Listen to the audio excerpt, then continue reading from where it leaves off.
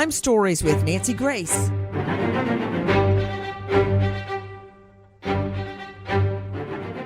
How does a little teen girl who's out on a daddy-daughter date at a Mavericks game go missing with literally thousands, tens of thousands of witnesses? How does that happen? It's called human trafficking. That's how it's happened. Guys, women, have you ever been to a concert or a sporting event and you go to the bathroom?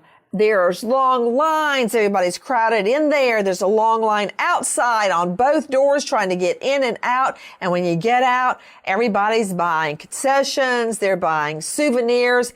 It's packed.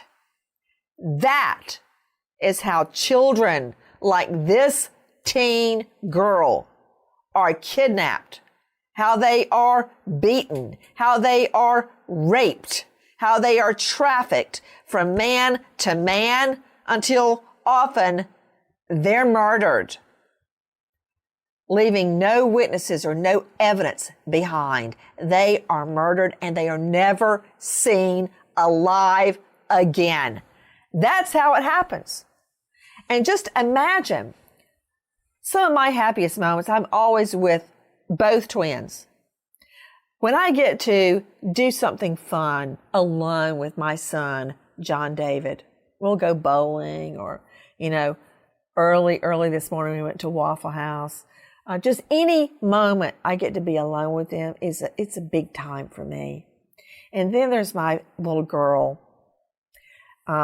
She likes to go to Starbucks. She likes to go for long walks. She loves movies. She loves Gilmore Girls and God help me, Vampire Diaries. And we will watch those until I can barely hold my eyes open because I want to do something with them so much. And here is Dad. I hate to even say it because Lucy just went to her father-daughter dance. And my husband was so excited to get to do something alone with Lucy. And when I read this story, that's what it made me think of. That Dad is taking his teen girl, who's just a few months older than Lucy, to a Mavericks game. Big time, right? He gets to be with his girl. During the game, she goes to the bathroom. And then she never comes back. I'm Nancy Grace. This is Crime Stories. Thank you for being with us here at Fox Nation and Sirius XM 111. First of all, take a listen to our friends at WFAA. A 15-year-old girl went to a Mavs game with her dad on April 8th. She went to the bathroom right before halftime and never came back. There were so many safeguards that were supposed to be in place, but didn't work. Surveillance footage showed her leaving with a man. Zeke Fortenberry, the family's attorney, says that was her first contact with him. DPD confirmed a report was made to an off-duty officer working the game, but said missing juveniles are considered runaways unless they are kidnapped, and the cases have to be filed where the juvenile lives. In this case, that's North Richland Hills. That department confirmed they received the report she was missing at about 1:27 a.m., about 6 hours after the game started. She was entered into the National Missing Person database about 2 hours later. You're hearing our friends at WFAA, but with me, the family lawyer, Zeke Fortenberry, and an all-star panel.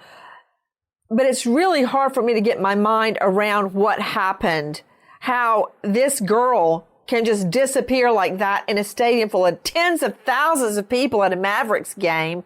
I think this is American Airlines Stadium. And then when the dad starts screaming bloody murder and looking for his daughter when she doesn't come back, then the police say, oh, we can't do anything about that. She's a runaway. A runaway? My rear end. Alexis Tereszcuk joining me, crimeonline.com investigative reporter and mother. Alexis, what happened? This 15-year-old girl went to a game with her dad, Mavericks basketball game. Goes to the bathroom. At 15 years old, I think her dad probably thought, you know what, it's okay. She can go to the bathroom. It's right up at the top of the steps. we're already inside. There's a lot of security around here. She'll be fine. Goes to the bathroom and never comes back to their seats. So he goes and looks for her. He actually immediately, he couldn't find her, right? She didn't come back to the seat. He immediately contacted security. And he said that my daughter is missing. Security really apparently dragged their feet. And then they contacted off-duty police officer there who said, we're not going to be able to do anything. She probably ran away. Why anybody thinks a teenager ran away from a basketball stadium is beyond me. She was there with her dad. Like, she obviously knew he was going to be looking for her. So then they tried the Dallas police because the American Airlines Center is in Dallas. So they tried to report it where she went missing. The police said, you don't live here. You live in another town. Go contact your police over there. And did nothing for them. And the reason they said that, I think, Alexis Tereszcuk, is because Dallas PD goes, oh, no, she's a runaway. Mm-hmm. Unless there's clear evidence that she was kidnapped, although there's a witness apparently that sees her being taken out by two men, at least two men. And they didn't immediately look at the security footage or anything. That's what you could have done. You could have seen which exit she went out. You're actually making my head hurt. You're reminding me of Cherish Periwinkle, a little girl that was abducted out of, I think, wasn't it a Target superstore? Walmart superstore. And the mom, Rain, I remember her name, was screaming, pull the video. And they wouldn't and said they couldn't. And when they finally did, after the little girl is dead, raped and murdered, they see her being taken out with a pedophile. So I just heard you say so many significant things. Let me go straight out to special guest joining us, Zeke Fortenberry, and he is the victim's family lawyer, and boy, do they need a lawyer. And I am so glad to hear you're a former prosecutor, former assistant district attorney.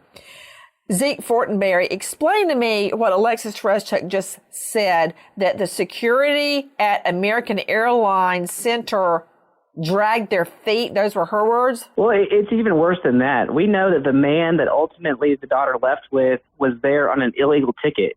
He should have never been, he's a criminal, and should have never been in the area where she met him. And so had American Airlines Center and the Dallas Mavericks enforced their ticket policy correctly, this could have never happened.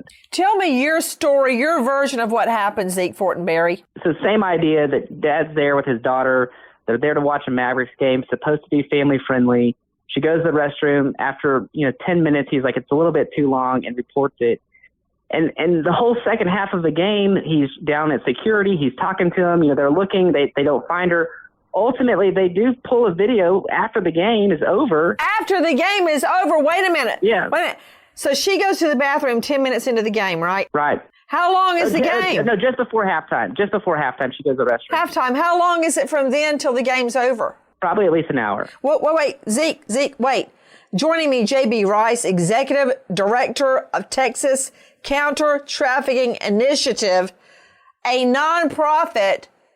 No offense to the cops because, I'm law enforcement, but Dallas police ought to be hanging their heads in shame that a nonprofit picks this case up. All right? So, J.B. Rice, please explain to our listeners and viewers how every minute counts once a child is abducted. Every minute. Absolutely. The search should start immediately. It should be treated as an emergency situation. Unfortunately, that's one of the things that we see too common is what appears to be apathy, but sometimes it may be policy and procedure. Since I don't get to see behind those curtains, I can't tell you definitively the cause, but I do know that oftentimes we are successful in locating missing juvenile trafficking victims when law enforcement, typically it takes a little while for the case to hit the right detective. It's reported initially to patrol, for example. It goes through a process, I'm assuming, and it has to meet certain criteria to move on to, say, human trafficking detective. Well, the point about the minutes tick-tocking by, the first 3 hours with an kidnapped child or teen, about 74% of kidnapped victims that are murdered are killed within the first 3 hours, according to the FBI. And from what Zeke Fortenberry, what you're telling me, Zeke, is that from halftime halftime to the end of the game, he's begging for help with the airline, American Airlines Center security to help him. And there goes your 3 hours right there, Zeke. Right. And at the end of the game, the off-duty Dallas police officer working security sends the dad home. I mean, I can't imagine going to a Mavericks game with my child and leaving my child behind. I mean, I can't imagine. So when they send him home, what do they tell him? Hey, don't call us, we'll call you. Yeah, pretty much. Don't call us. And so he's told to call his local police department where he lives, and he does that.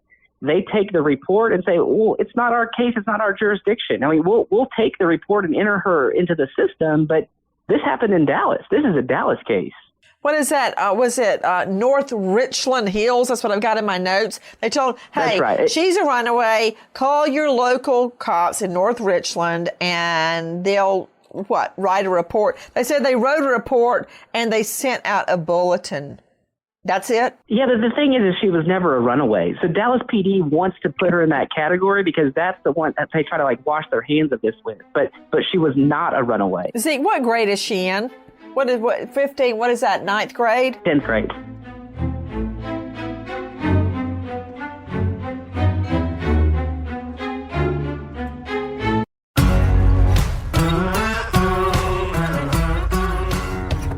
Crime Stories with Nancy Grace.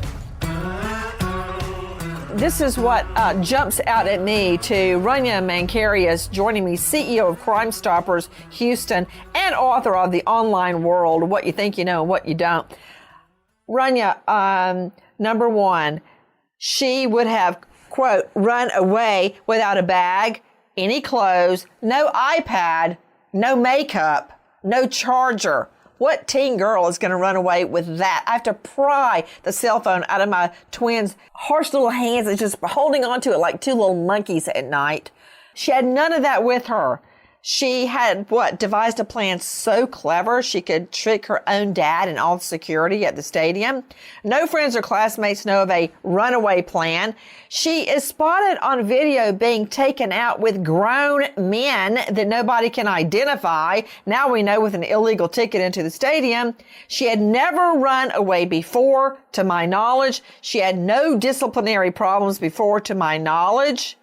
And then the shock when the Texas Counter-Trafficking Initiative assumes the case, when Dallas PD sat there on their thumb and find nude photos of this little girl, nude photos of a little teen girl on a prostitution website. She's not a runaway, Rania. No, Nancy, nothing makes me more angry. I am so frustrated by these cases. How many do we have to see? I am screaming at the top of my lungs that we need a change of mindset. You have to look at a child and say, did they run away or were they lured away? And that's where we've got to start. We've got to start with the notion that they were lured away. The facts are nothing is family friendly anymore. The facts are the appetite for children has skyrocketed in this country. That just made my stomach do a flip when you said appetite for children. It sounds like I'm ordering a filet mignon at Longhorns. And it's true and it's disgusting, but it's the truth. And these children are exploited and sold online within hours on the online world. It makes me crazy. And I thank God for the Texas Counter-Trafficking Initiative, that nonprofit. We all in the state of Texas thank you. But 6 days later, to see her popping up butt naked on a prostitution website. I mean, Zeke Fortenberry, you are the girl's family lawyer.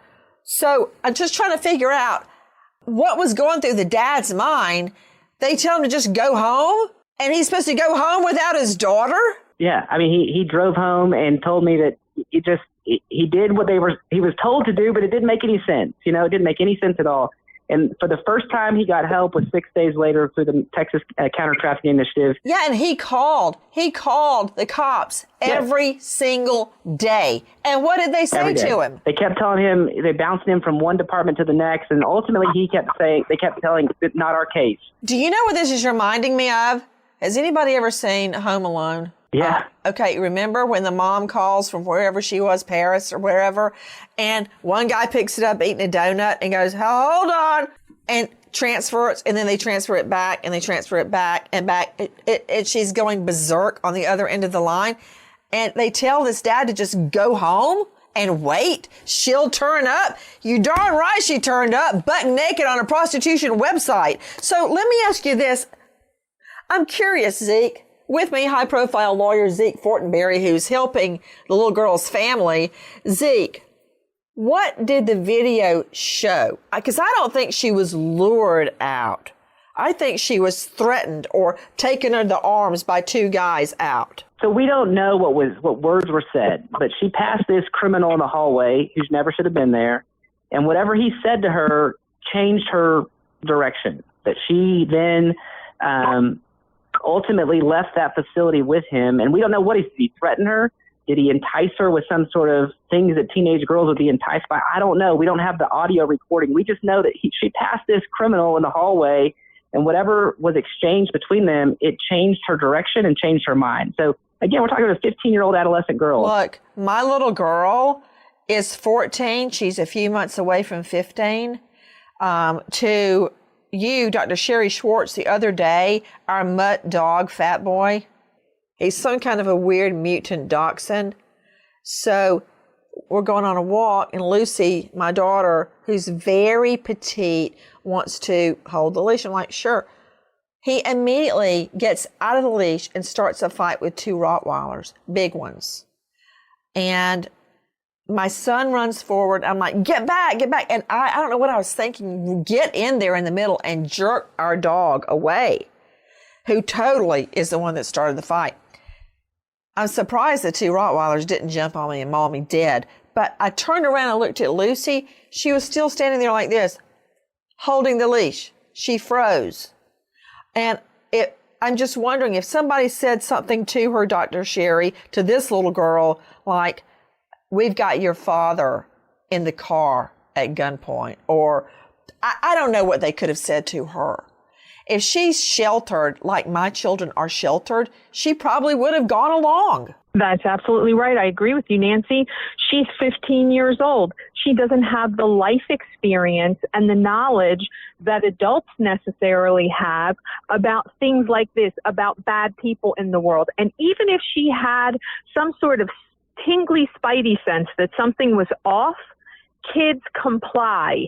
So we don't know what was said to her, but she either complied or, yes, she was threatened and she went along. It drives me to distraction that the police would say, well, she's a runaway, she wasn't kidnapped.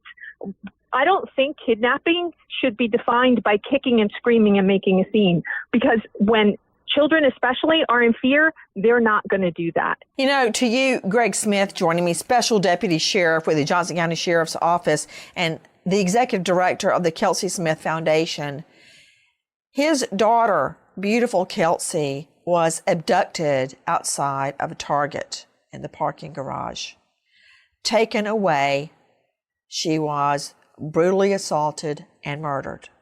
Greg, the reality is, don't ever go. Say, you know what, shoot me right here in the parking lot, but I am not getting in the car with you. Oh, absolutely, Nancy. We teach that at the foundation, that you, if you leave crime scene 1, you're not going to survive crime scene 2. And that's the case. You make your stand where that confrontation happens. Several things in this case I find intriguing. One is the fact that a runaway is considered different than someone that's missing. Missing is missing. It doesn't matter how that happened, whether it was a runaway or not, they're still a missing person. In Kansas, when I was in the state legislature, I got a law passed where every law enforcement agent in the state will take a missing person report regardless of the circumstances, regardless of the time that they're missing, even if it's not in their jurisdiction, and then they forward it to the proper jurisdiction and then immediately enter that information into the NCIC computer system so that that information is out there for law enforcement. That would have made a huge difference in this case, I think. And another thing is, we tend to minimize runaways, and that just irritates the crap out of me, because a lot of times what looks like a runaway is exactly the situation we have here, where someone's been human trafficked. You know, Greg Smith, you're so right. Zeke Fortenberry, let me stress, this teen girl was not a runaway. Her father knew she didn't run away. And he kept trying to tell Dallas PD that. He kept trying to tell security guards at the American Airlines Center arena. He kept trying to tell them that, but they wouldn't listen. No one listened to him. And so until he kind of found his own investigator through the nonprofit, no one listened to him. And then once the Oklahoma City Police Department got wind of this and that she may be in their city, they took action. And we're pro-police. And so we're so thankful for the Oklahoma City Police Department for swiftly taking action to find her and to bring her home. What went through mom and dad's minds when suddenly JB Rice, and JB, I know you cannot talk about this specific case, but please jump in with your expertise and your knowledge. What went through mom and dad's mind when JB lets them know, we have found her photo naked on a prostitution website? So sheer panic and terror, unfortunately, is what we see. And of course, parents want immediate answers. And my purpose and my goal is to get the child recovered as quickly as possible. So it was very difficult to disengage from mom and start making those calls to Oklahoma City Vice. Oh, you're giving me chills. I just thought of my own little girl and son, JB, 200 miles away. Unfortunately, I had to disengage with mom. And, obviously, I say obviously, you want to comfort a parent, but at that moment in time, that's not what's important. It is getting the right law enforcement to take action. And I was extremely lucky in the lieutenant that answered the phone when I called one of the substations with Oklahoma City PD was a former vice detective who woke up the vice lieutenant at 1 o'clock in the morning, and they started moving immediately. Those men ran for 27 hours straight. I mean, Zeke Fortenberry, I'm sure that they were thrilled that they think she might be alive at that moment, and then destroyed that someone has gotten her stripped naked and she's on a prostitution website. Yeah, it's good news that she's been located, and awful news that she's on a prostitution website. I mean, you can, your mind just can't even go to what awful things were done to her. As a matter of fact, take a listen to our cut to our friend Morgan Young, WFAA. She was gone missing a total of 11 days. Fortenberry says the family was tired of waiting and went to a trafficking agency in Houston. That agency was able to help them locate the photograph of their daughter online within the same day. That agency contacted Oklahoma City Police. On April 18th, Oklahoma City Police found her in a hotel room where she'd been advertised and sold. This girl was being sexually assaulted at a hotel room on multiple nights. So any time that she could have been rescued from that sooner would have been better. Fortenberry says DPD should have done more. And if it's their policy that they're not supposed to respond to these types of cases, then their policy needs to change. The family also blames the hotel staff. When a 40-something-year-old man walks in with a 15-year-old girl and rents multiple hotel rooms, and then there's traffic coming in and out of those rooms, those are red flags. Last week, they sent letters to everyone they think could have stopped this. We want them to be aware of what's coming, and we are also asking them to preserve all the evidence as it relates to this case. The shock these parents must have endured when they learn their girl has been stripped naked and put on a prostitution website. And you know, what a dichotomy to you, Zeke Fortenberry, between the Dallas PD and the security at the American Airlines arena, as opposed to the Texas Counter-Trafficking Initiative, which is a nonprofit. They ain't making any money.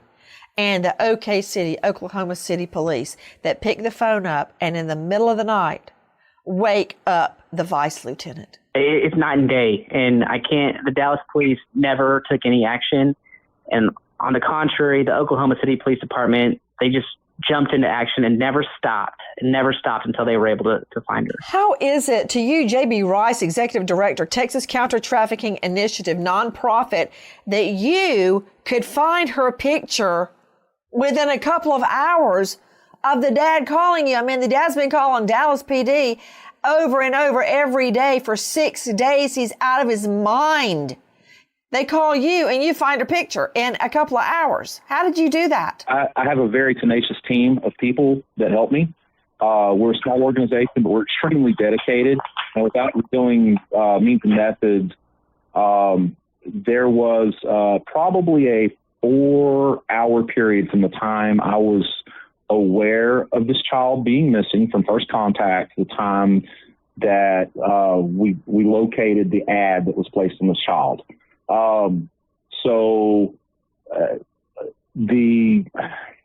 This is what we do. We've effected recoveries here in our area, multiple recoveries since this case. And this is our focus. Domestic juveniles that are being trafficked are the people that we find. We don't do general missing people. We're not effective in cases where somebody was kidnapped a year ago and is not being sold commercially. But if they are being sold commercially, our means and methods are pretty effective.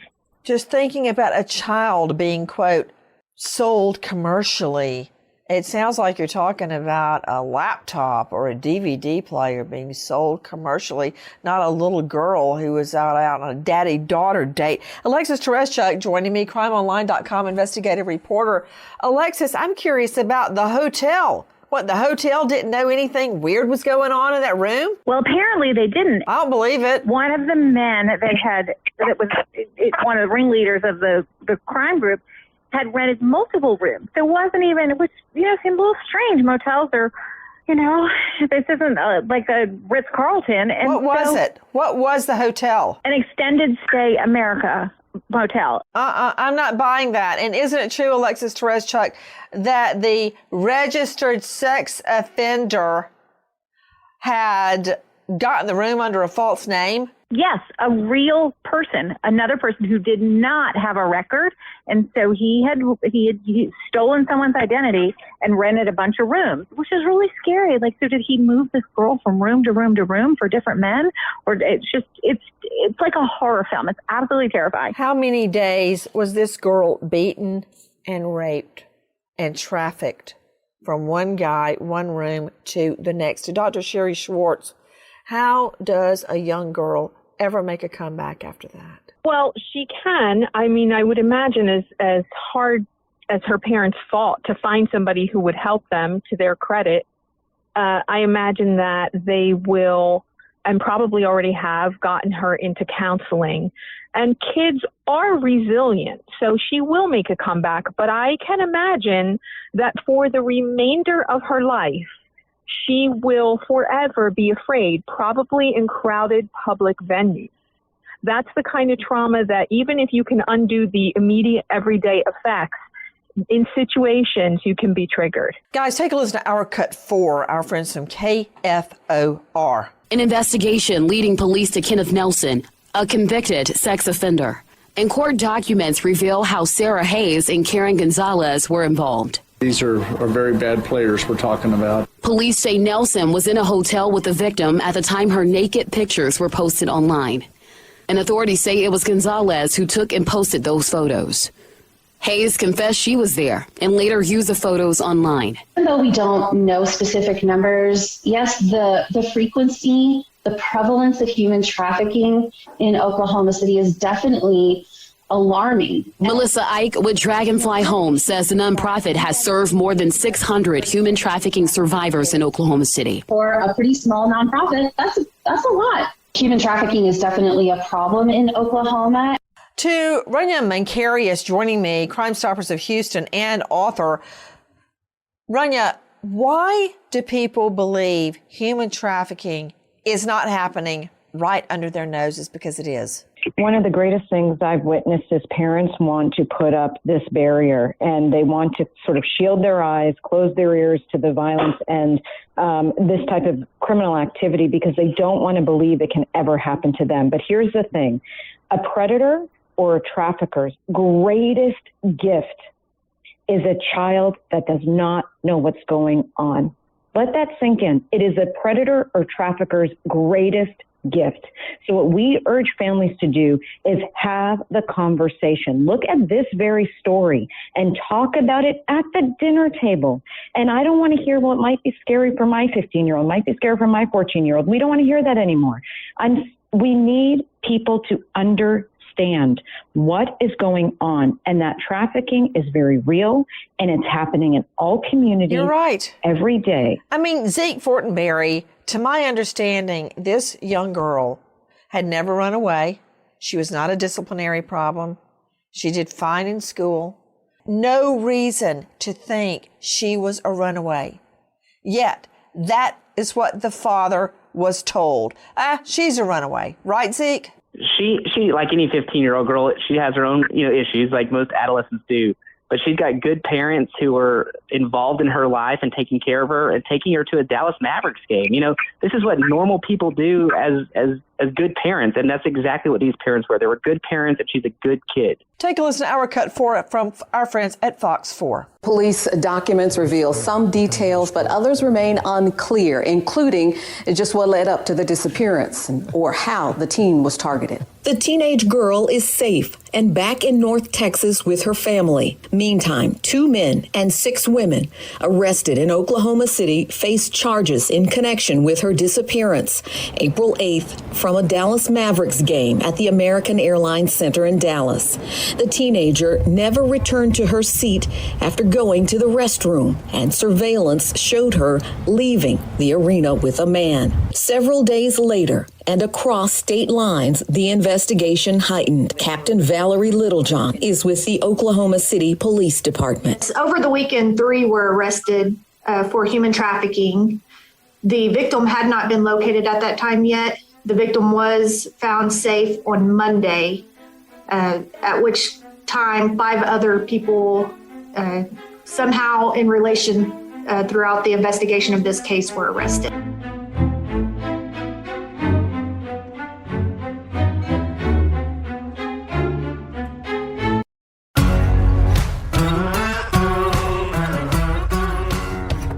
Crime Stories with Nancy Grace.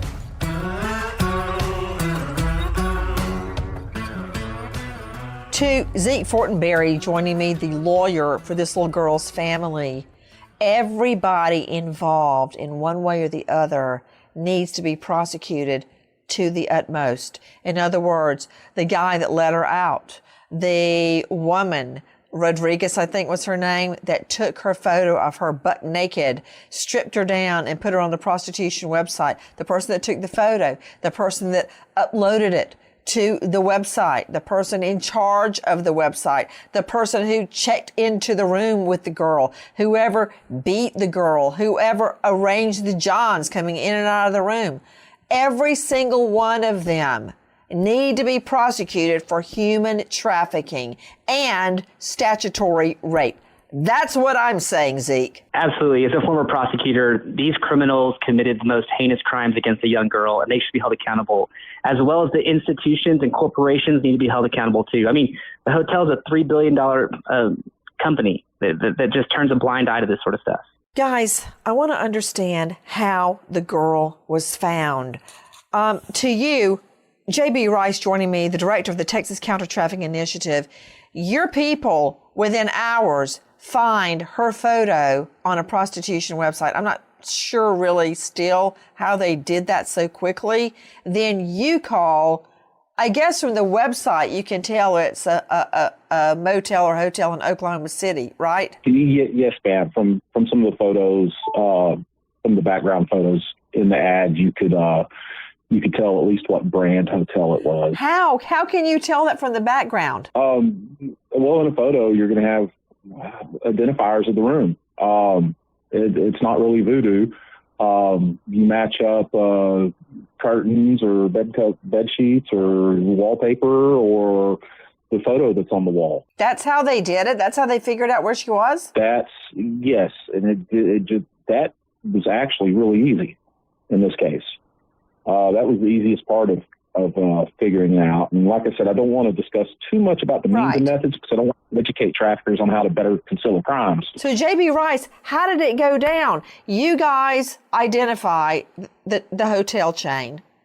You call OK City. They get on it. And then what happens? Yeah, that's pretty close. Then it still took them a few days to occupy the same time and space with the victim. So I went ahead and made the drive to Oklahoma City, thinking that I'd have to take part in a physical search up there to get her recovered. But like I said, had I known how aggressive they were pursuing it, I would have slept well, or relatively.